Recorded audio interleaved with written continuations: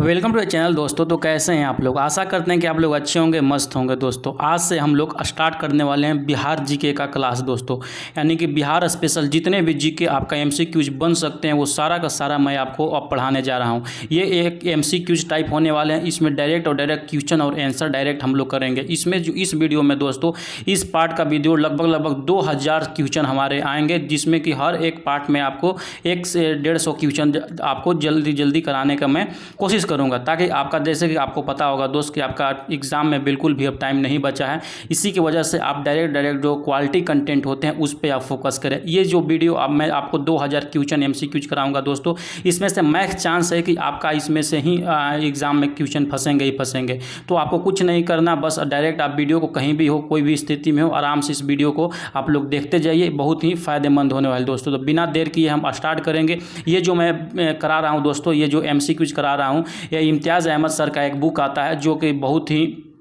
बेहतरीन बुक माना जाता है दोस्तों बीपीएससी के लिए। जैसे कि आप यहाँ पे देख सकते हैं, वही मैं आपको करा रहा हूँ। इसमें एक वस्तुनिष्ठ बुक है, इसमें सब कुछ अच्छे ढंग से दिया गया है। बाकी इसका जो पीडीएफ चाहिए दोस्तों, मैं अपने टेलीग्राम चैनल पे आपको शेयर कर दूंगा, जाके वहाँ से आप इसको डाउनलोड कर सकते हैं। ठीक है दोस्त, तो बिना देर किए हम अपना क्लास को स्टार्ट करेंगे। जैसे ही हम जैसे कि इसको पढ़ने के लिए पहले हम इतिहास पढ़ेंगे दोस्तों, उसके बाद ज्योग्राफी पढ़ेंगे, उसके बाद पॉलिटी पढ़ेंगे। मतलब कि एक सीक्वेंस ढंग से हम पढ़ेंगे तो टोटल का टोटल बिहार में जितने भी जीके हमारा बन सकते हैं वो सारा का सारा मेरा कवर हो जाएगा दोस्त। ठीक है, बहुत हो गई बातें, अब चलते हैं अपने सवाल की तरफ। जैसे ही प्राचीन बिहार के तरफ हम चलते हैं तो प्राचीन इतिहास में सबसे पहले हम पढ़ेंगे प्राचीन बिहार के इतिहास के दोस्तों स्रोत। इसमें जैसे ही आते हैं, मेरा पहला सवाल है दोस्तों, यहाँ पर जैसे कि देख सकते हैं कि प्राचीन बिहार के अध्ययन के स्रोत से संबंधित सत्य कथन की पहचान करें। आज़ादी के पूर्व बुकनान और हैमिल्टन ने राजगीर के किलेबंदी के लिए विशाल दीवार और बोधि वृक्ष और बराबर गुफाओं का महत्व के बारे में बताया। बिल्कुल सही बताया है दोस्तों।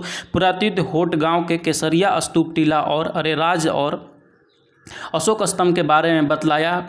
दूसरा में दिया गया। तीसरा में दिया गया दोस्तों स्टेफेंसन भाखड़ा स्तंभ और बसाड़ के अवशेषों के बारे में बतलाया। बिल्कुल सही। और कर्नल मैकेंजी ने 1814 ईस्वी में केसरिया स्तूप का प्रारंभिक किया कुछ उत्खनन करवाया था। बिल्कुल ये सही है दोस्तों, सारा का सारा सही है। इसीलिए मेरा ऑप्शन नंबर सी मेरा 1, 2, 3, 4 सब सही होते हैं। ठीक, अगला सवाल की तरफ चलते हैं। अगला सवाल जैसे कि आपके स्क्रीन पर देख सकते हैं कि कनिंघम के संबंधित कौन सा कथन दोस्तों गलत है। तो जैसे ही अगर के इसमें हम आते हैं दोस्त की गलत के बारे में बोल रहा है, तो ऑप्शन नंबर जैसे ही डॉग में हम आते हैं, 1863 ईस्वी में कनिंघम ने सबसे पहले मद्रास के समीप पाषाणकालीन उपकरण का पता लगाया था। ये बिल्कुल गलत है दोस्तों। इसका जो होगा 1863 ईस्वी में आर ब्रूसफुट ने सबसे पहले मद्रास के निकट पाषाणकालीन उपकरण का पता लगाया था। ठीक है, तो ऑप्शन नंबर दूसरा का मेरा option number D right answer होगा। अगला सवाल की तरफ जैसे ही चलते हैं। अगला सवाल जैसे कि देख सकते हैं, आज़ादी के बाद बिहार में पुरातात्विक गतिविधियों से संबंधित सही कथन को चुने दोस्तों। तो 1-2 सवाल हमारा कथन कारक सही आएगा। तो जैसे ही इसका ऑप्शन ए पढ़िएगा, 1949 ईस्वी में पटना विश्वविद्यालय में प्राचीन भारत और पुरातत्व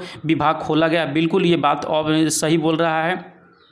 उसके बाद दूसरा जैसे ही पढ़िएगा यहाँ पे कि डॉक्टर एस अल्तेकर ने 1950 में वैशाली और 1951 में दोस्तों कुम्हरार का उत्खनन किया। ये भी सही बात बोल रहा है। और 1962 में राज्य के पुरातत्व निदेशालय की स्थापना की गई। बिल्कुल सही। तो ये जब देखिएगा आप पढ़िएगा तो टोटल का टोटल मेरा ऑप्शन नंबर है यहाँ पे सारा का सारा ये सही दिया गया है। ठीक दोस्त, अगला सवाल की तरफ बढ़ेंगे। 1-2 सवाल हमारा कथन कारक वाला है, तो आप घबराइएगा नहीं, आगे चलिएगा तो अच्छा सवाल मिलेंगे।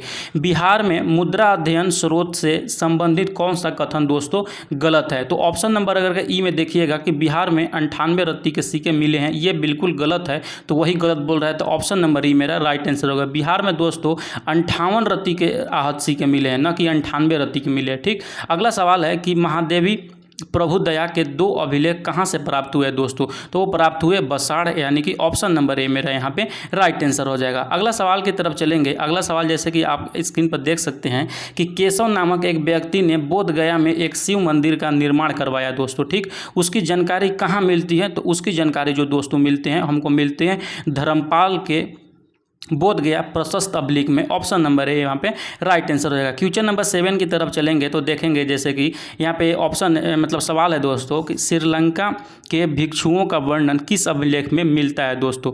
तो वो जो हमारा मिलता है वो मिलता है बोध गया के प्राप्त अभिलेख में, क्योंकि बोध गया जो है दोस्तों वो मतलब बौद्ध धर्म के बारे में वहाँ पे बहुत ही ज़्यादा मान्यता है, इसलिए वहीं पे सारे कुछ बोध गया के अभिलेख में मिलेंगे।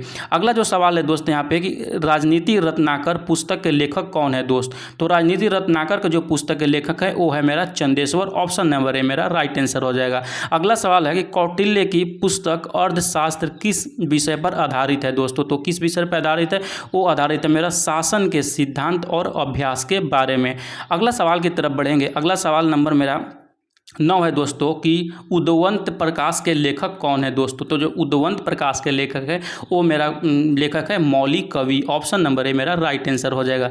अगला सवाल है कि मौर्यकालीन स्थापत्य कला के साक्ष्य कहाँ से प्राप्त हुए हैं दोस्तों। तो वो प्राप्त हुए हैं उपयुक्त में से सभी, यानी कि पाटलिपुत्र, राजगिरी और बराबर से सभी जगह से प्राप्त हुए हैं।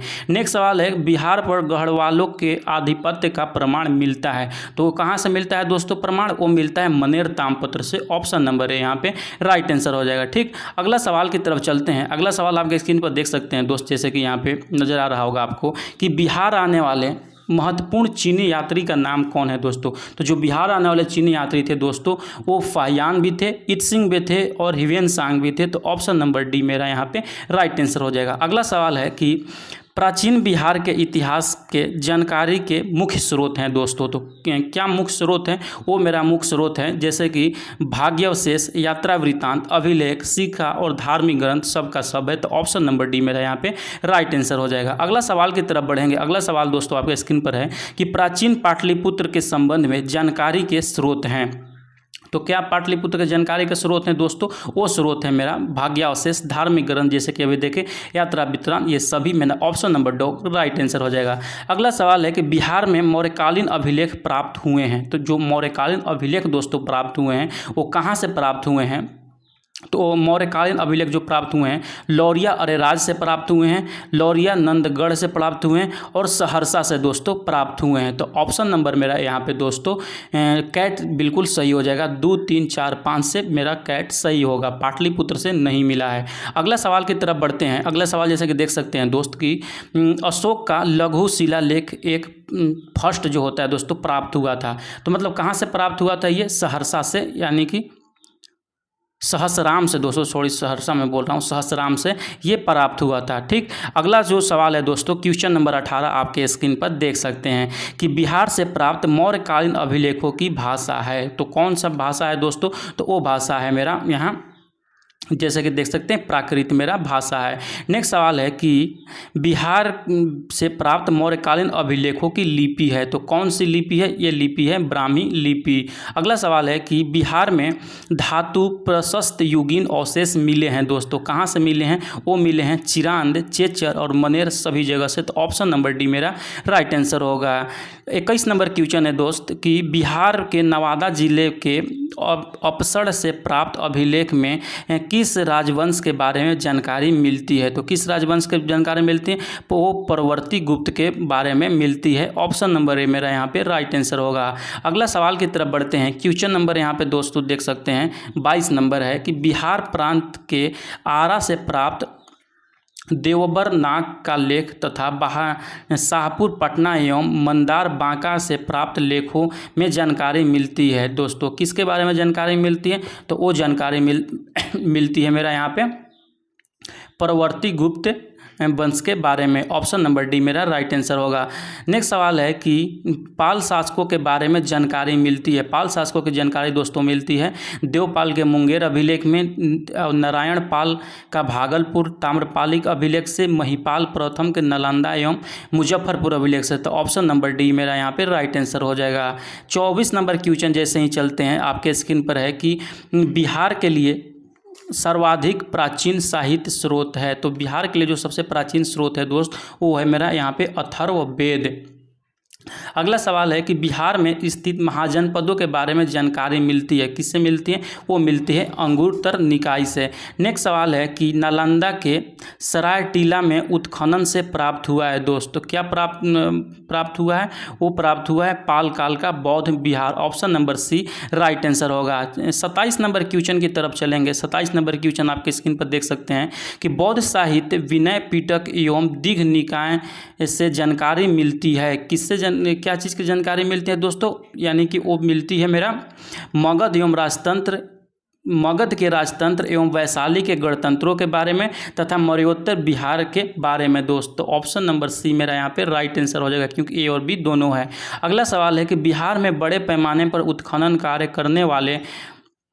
करवाने वाले तथा कई प्राचीन स्थलों और अवशेषों की खोज करने वाले पुरातत्व विद्याता कौन थे दोस्तों? वो कौन थे? तो वो हो जाएगा मेरा यहाँ के Cunningham. Option number D right answer होगा। अगला सवाल है कि नालंदा में स्थित बड़ा गांव यानी कि नालंदा महाविहार का पता किसने लगाया दोस्तों? किसने लगाया था? वो लगाया था कनिंघम ने। ऑप्शन नंबर बी आपका राइट आंसर होगा। नेक्स्ट सवाल की तरफ चलते हैं। नेक्स्ट सवाल जैसे कि देख सकते हैं आपके स्क्रीन पर कि पुरातत्ववेदा कनिंघम ने बिहार में खोज की। किसका बिहार में इन्होंने खोज की दोस्तों? तो ये खोज किए थे केसरिया स्तूप, लौरिया अरेजा का अशोक स्तंभ, बसाड़ के अवशेषों के आधार पर वैशाली के प्राचीन स्थल और में से सभी, तो उपयुक्त में से सभी के ये किए थे।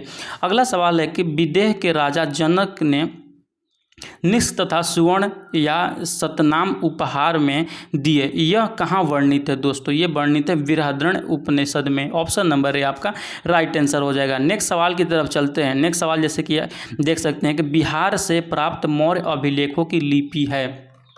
तो जैसे कि अभी देखा हम लोगों ने कौन सा ये अभिलेख है दोस्तों? तो ये है बिहार से जो प्राप्त हुआ है खरोष्टी, ग्रीक और माइक। Option number D right answer होगा। अगला सवाल है कि किसके अनुसार प्राचीन बिहार में तपस्वी के रूप में भटकने वाले को वत्स्य कहा जाता है? तो किसके अनुसार कहा जाता है? तो अथर्ववेद एवं पंचविश ब्राह्मण को दोस्तों। यहाँ पे option number A right answer होगा। नेक्स्ट सवाल है किसके अनुसार आर्य सभ्यता गंगा के दोनों ओर फैला हुआ था दोस्तों? किसके अनुसार? शतपथ ब्राह्मण के अनुसार। नेक्स्ट सवाल की तरफ चलते हैं। 35 नंबर क्वेश्चन दोस्त की बौद्ध धार्मिक साहित्य में कौन ग्रंथ प्राचीन बिहार के इतिहास के संबंध में जानकारी का स्रोत है? तो वो कौन सा है? Digha Nikaya. Option number B right answer होगा। 36 क्वेश्चन है कि कौटिल्य के अर्थशास्त्र में किस पहलू पर प्रकाश डाला गया है दोस्तों? तो डाला गया है राजनीतिक नीतियाँ के रूप में। अगला सवाल है कि नवादा, जिसको अप्सर उस समय बोला जाता था, वर्तमान का नवादा से प्राप्त एक मंदिर का भाग्यावशेष प्राप्त हुआ है। इसके दीवारों पर कथा दृश्य अंकित है। तो भाग्यावशेष यानी कि जो मंदिर पर है किसका अंकित है दोस्त? तो वो अंकित है रामायण का। ऑप्शन नंबर सी यहाँ पे राइट आंसर होगा। नेक्स्ट सवाल है 38 नंबर के बिहार के इतिहास के जानकारी के साहित्यिक स्रोत हैं। कौन से साहित्यिक स्रोत है दोस्त? तो वो है शतपथ ब्राह्मण, अथर्ववेद, ऋग्वेद, उपयुक्त में से सभी। तो ऑप्शन नंबर डी आपका राइट आंसर होगा। नेक्स्ट सवाल की तरफ बढ़ते हैं। 39 नंबर सवाल। यहाँ पे हमारा वो स्रोत खत्म होते हैं। अब हमारा स्टार्ट यहाँ से दोस्तों होता है पूर्व ऐतिहासिक, पौराणिक और वैदिक कालिक बिहार, मतलब कि बहुत पुराने समय बिहार की क्या स्थिति था। इसमें प्रीवियस ईयर क्वेश्चन भी आपको सब मिल जाएंगे। जैसे कि पहला सवाल ही देख सकते हैं इसमें कि बिहार के चिरान नामक पूरा स्थल की प्राचीनतम संस्कृति है। किसका संस्कृति है दोस्तों? तो वो संस्कृति है नौपाषाणिक संस्कृति का। ऑप्शन नंबर सी मेरा यहाँ पर राइट आंसर है। यहाँ पे बाकी नोट्स लिखा गया है, आप वीडियो को पॉज करके इसको अच्छे ढंग से पढ़ सकते हैं। अगला सवाल की तरफ बढ़ेंगे। क्वेश्चन नंबर दूसरा है दोस्त कि बिहार के किस स्थल से पूरा पाषाणकालीन उपकरण प्राप्त हुआ है? तो कहाँ से प्राप्त हुआ है? वो प्राप्त हुआ है मेरा जेठियन घाटी, नालंदा से, भागलपुर से, पश्चिमी चंपारण से, यानी कि उपयुक्त में से सभी। नेक्स्ट सवाल है कि बिहार में ताम्र पाषाणकालीन संस्कृति के प्रमाण प्राप्त हुए दोस्तों। तो कहाँ से प्राप्त हुए? मनेर से, सेनुआर से और ताराडी से। ऑप्शन नंबर डी इसका भी राइट आंसर होगा। नेक्स्ट सवाल यहाँ पे आपके स्क्रीन पर देख सकते हैं। चौथा नंबर क्वेश्चन दोस्त, क्या क्वेश्चन है मेरा कि बिहार में प्रागैतिहासिक काल से संबंधित कौन सा कथन सही है? तो कौन सा कथन सही है? इनमें से बिहार के शेरघाटी से प्रागैतिहासिक मानव के 2 चट्टानी आवास मिले हैं, बिल्कुल सही है। अगला है कि बिहार के कुतुबपुर एवं चेचर, वैशाली, मनेर, पटना, सेनुआर जिसको रोहतास से नौपाषाणकालीन स्थल प्राप्त हुए हैं। चिरांद गंगा घाटी के तट पर स्थित है। तो बिल्कुल सही बात है, सारा का सारा सही चीज़ है। अगला सवाल है दोस्त 5वां नंबर क्वेश्चन कि बिहार में पूर्व ऐतिहासिक काल का आरंभ होता है। कब से आरंभ होता है? तो ये आरंभ माना जाता है 40,000 ईसा पूर्व से। Option number C right answer हो जाएगा। नेक्स्ट सवाल की तरफ जैसे ही बढ़ते हैं, नेक्स्ट सवाल आपके स्क्रीन पर है कि बिहार में पूर्व ऐतिहासिक काल के अवशेषों से प्राप्त हुए हैं। क्या क्या प्राप्त हुए हैं दोस्तों? तो जैसे कि आप देख सकते हैं वो प्राप्त हुए हैं केवल और 1 और 2 और 3 मेरा प्राप्त हुए हैं। कौन सा है? कुल्हाड़ी के फलक, चाकू एवं खुरपी और मृदभांड, ये सब प्राप्त हुए हैं। तो option number D right answer होगा। 7वां क्वेश्चन है कि बिहार में आदि मानव के निवास के आरंभिक साक्ष्य कहाँ से प्राप्त हुए हैं दोस्त? तो वो प्राप्त हुए हैं मुंगेर और नालंदा से। ऑप्शन बी राइट आंसर होगा। 8वां क्वेश्चन है कि बिहार में आदि मानव के उपस्थिति की आरंभिक साक्ष्य किस युग में मिले हुए हैं दोस्तों? किस युग में मिले हैं? वो पूर्व प्रस्तर युग में मिले हुए हैं। प्रस्तर माने वही पूर्व पाषाण युग में मिले हुए हैं। अगला सवाल की तरफ चलेंगे। क्वेश्चन नंबर 9 आपके स्क्रीन पर है दोस्त कि बिहार में मध्यवर्ती प्रस्तर युग के साक्ष्य मिले हैं। कहाँ से मिले हैं? तो वो मिले हैं मुंगेर से। ऑप्शन नंबर सी आपका राइट आंसर होगा। नेक्स्ट सवाल की तरफ बढ़ते हैं। जैसे कि नेक्स्ट सवाल ही बढ़िएगा तो आपके स्क्रीन पर है कि बिहार में चिरांद, सारण एवं चेचर, वैशाली से किस युग के अवशेष प्राप्त हुए दोस्तों? तो किस युग के अवशेष प्राप्त हुए हैं दोस्त? तो वो प्राप्त हुए हैं मेरे, जैसे कि यहाँ पे देख सकते हैं वो 9 प्रस्तर युग का प्राप्त हुए हैं। नेक्स्ट सवाल है बिहार ताम्र प्रस्तर युग के परवर्ती चरण के अवशेष कहाँ से प्राप्त हुए हैं दोस्त? तो वो प्राप्त हुए हैं चिरांद से, चेचर से, सोनपुर एवं मनेर से। उपयुक्त सभी यहाँ पे राइट आंसर होगा। नेक्स्ट सवाल है कि बिहार सहित पूर्वी भारत में आर्यों का आगमन हुआ था। कब हुआ था? ये तो अनुमानतः जो लगाया जाता है उत्तर वैदिक काल में इसका आगमन हुआ था दोस्त। 13 नंबर क्वेश्चन देख सकते हैं आपके स्क्रीन पर है कि बिहार सहित पूर्वी भारत में आर्यों के विस्तार में सहायक था। क्या सहायक था दोस्तों? लोहे का उपयोग सहायक था। ऑप्शन बी राइट आंसर होगा। नेक्स्ट सवाल है श्रुति तथा किंवदंती के अनुसार महाभारत युद्ध के समय बिहार में मुख्य राज्य कौन कौन थे दोस्त? तो कौन कौन थे मुख्य राज्य थे जो? वो थे मेरा यहाँ पे मगध तथा विदेह, अंग एवं लिच्छवी। ऑप्शन सी है ए तथा बी दोनों, तो यही मेरा राइट आंसर होगा। उस समय जो थे दोस्तों वो थे मगध, विदेह, अंग एवं लिच्छवी, ये चारों थे। नेक्स्ट सवाल जैसे कि देख सकते हैं वेद के किस ग्रंथ में बिहार के विदेह राज्य के आर्यों के आगमन तथा निवास का साक्ष्य विवरण मिलता है दोस्त? तो कहाँ पे मिलता है? ये जो मिलता है शतपथ ब्राह्मण में मिलता है। ऑप्शन ए राइट आंसर होगा। नेक्स्ट सवाल की तरफ बढ़ते हैं। 16 नंबर क्वेश्चन आपके स्क्रीन पर जैसे कि यहाँ पे देख सकते हैं बिहार का कौन सा प्राचीन राज्य आरंभ में बहुत दिनों तक आर्यावर्त के बाहर था तथा अनार्य जाति के लोगों का आवास स्थल रहा था दोस्त? तो कौन था वो था मगध। नेक्स्ट सवाल है 17 नंबर बिहार में उपनिषद काल में ब्राह्मण धर्म तथा ज्ञान का महान केंद्र था। कहाँ पे ये केंद्र था? तो वो केंद्र था विदेह में। ऑप्शन सी राइट आंसर होगा। नेक्स्ट सवाल है कि अर्थव्यवस्था में व्रात्य शब्द का प्रयोग किस राज्य के लोगों के लिए किया गया है दोस्त? तो किसके लिए ये किया गया है मगध के लोगों के लिए। ऑप्शन बी आपका राइट आंसर हो जाएगा। नेक्स्ट सवाल की तरफ जैसे ही चलते हैं। नेक्स्ट सवाल मेरा 19 नंबर क्वेश्चन यहाँ पे आता है दोस्त कि बिहार का कौन सा राज्य उत्तर वैदिक काल का एक महत्वपूर्ण राज्य था दोस्तों? तो जो उत्तर वैदिक काल का महत्वपूर्ण राज्य था वो था विदेह। ऑप्शन डी राइट आंसर होगा। अगला सवाल है कि बिहार के भौगोलिक क्षेत्र की चर्चा सर्वप्रथम किस साहित्यिक रचना से मिलती है? तो किससे मिलती है? वो मिलती है शतपथ ब्राह्मण से। ऑप्शन डी राइट आंसर होगा। अगला सवाल है कि बिहार में विदेह राज्य की स्थापना किसने की? तो विदेह राज का दोस्तों स्थापना किया था वो किए थे नेमी ने। आप लोग याद रखिएगा, इक्ष्वाकु पुत्र थे ये। अगला सवाल की तरफ बढ़ते हैं। अगला सवाल क्वेश्चन नंबर 22 की तरफ है दोस्त कि बिहार के अंग विदेह और वैशाली के राजाओं का विस्तृत वर्णन है। कहाँ पे दोस्तों इनका विस्तृत वर्णन मिलता है? तो वो मिलता है पुराण एवं महाकाव्यों में। नेक्स्ट सवाल है कि कीकट किसे राज्य को कहा गया है? जो किकट दोस्तों कहा गया था वो मगध राज्य को कहा गया था। अगला सवाल है कि किस ग्रंथ के सूक्त में पहली बार मगध का वर्णन आता है दोस्तों? तो सबसे पहले जो मगध का वर्णन आता है वो आता है अथर्ववेद में। ऑप्शन बी राइट आंसर होगा। नेक्स्ट सवाल है किस वेद में मगध के लोगों को पुरुष मेध यज्ञ का शिकार बनाया गया था दोस्तों? तो किसको बनाया गया था? तो वो बनाया गया था यजुर्वेद के लोगों को। अगला सवाल की तरफ जैसे ही बढ़ते हैं, अगला सवाल मेरा 26 नंबर क्वेश्चन है आपकी स्क्रीन पर दोस्त कि वैशाला के संस्थापक राजा थे। वैशाला का जो संस्थापक, वैशाला दोस्तों यहाँ पे गलत से लिखा हुआ, इसको वैशाला से वैशाली कर दीजिए। वैशाली के संस्थापक राजा थे दोस्तों। तो कौन से थे? वो थे विशाल। इन्हीं के नाम पर वैशाली उस राज्य का नाम पड़ा। अगला सवाल है किसके अनुसार मगध विदेह के आर्य संस्कृति का विस्तार उत्तर बिहार में किया था दोस्तों? वो किया था शतपथ ब्राह्मण के अनुसार। ऑप्शन ए राइट आंसर होगा। नेक्स्ट सवाल की तरफ चलते हैं। नेक्स्ट सवाल से नेक्स्ट टॉपिक नया स्टार्ट होता है दोस्त, महाजनपद। जैसे कि आप लोग पढ़े होंगे प्राचीन भारत में जब पढ़ते हैं तो महाजनपद के बारे में पढ़ते हैं, तो बिहार में क्या इसका महत्व था उसके बारे में पढ़ेंगे।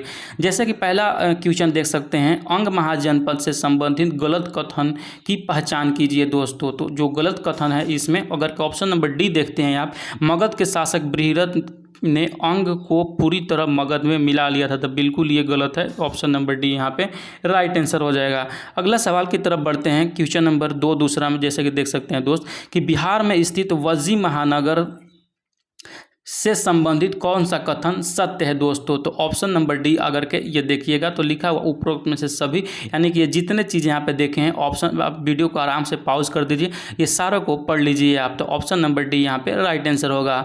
अगला सवाल है जैसे कि तीसरा नंबर क्वेश्चन कि 6ठी शताब्दी ईसा पूर्व में भारत में 16 महाजनपदों का उदय हुआ दोस्त। तो इनमें से कितने महाजनपद वर्तमान बिहार के क्षेत्र में आते हैं? तो जो वर्तमान में जो आते हैं वो 3 जनपद आते हैं। ठीक। अगला सवाल है कि निम्न में से कौन सा महाजनपद वर्तमान बिहार के क्षेत्र में स्थित नहीं है दोस्तों? तो कौन सा स्थित नहीं? जो वत्स है, वत्स हमारा बिहार में स्थित नहीं है। अगला सवाल है कि बिहार के किन क्षेत्रों में अंग महाजनपद स्थित था दोस्तों?